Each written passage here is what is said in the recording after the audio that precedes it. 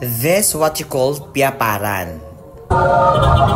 Ayan, so meron po silang biryani and isaw.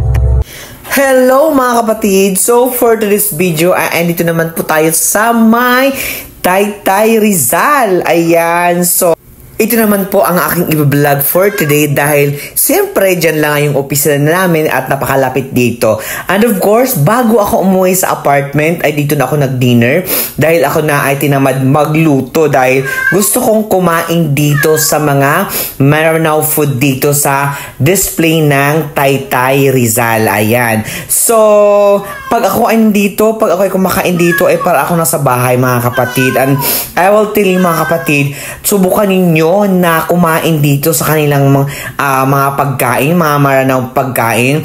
Sobrang sasarap po dito at the cook is authentic po yan. Kung saan po, mga Maranao lang po ang makakagawa niyan mga kapatid. So, meron po silang Ground Zero restaurant dito mga kapatid. And look at the food mga kapatid. So, napakasarap yan. Kahit yung mga kapatid natin mga Kristiyano ay tinitikman niya at paulit-ulit na tinitikman dahil napakasarap po yan mga kapatid. At very affordable din po mga kapatid dahil yan po, kada serve po niyan ay 50 pesos. Yan po ay chicken, atay ng chicken, and so on and so forth. Napakarami po yan.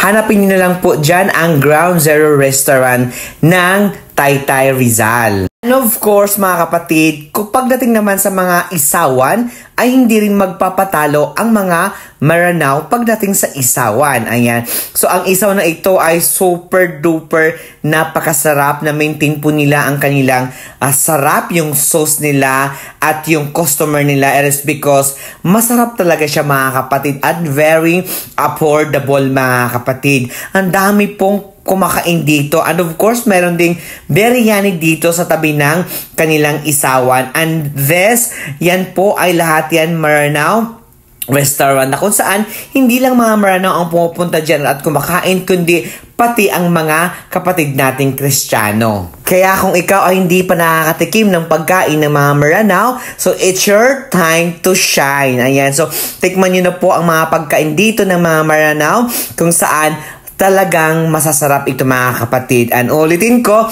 authentic po sila at hindi po sila gumagamit ng mga magic sarap o anumang seasoning dyan. So tingnan nyo po mga kapatid, ang ating mga kapatid na mga Kristiyano ay nakabili sila dito sa Ground Zero restaurant, diba?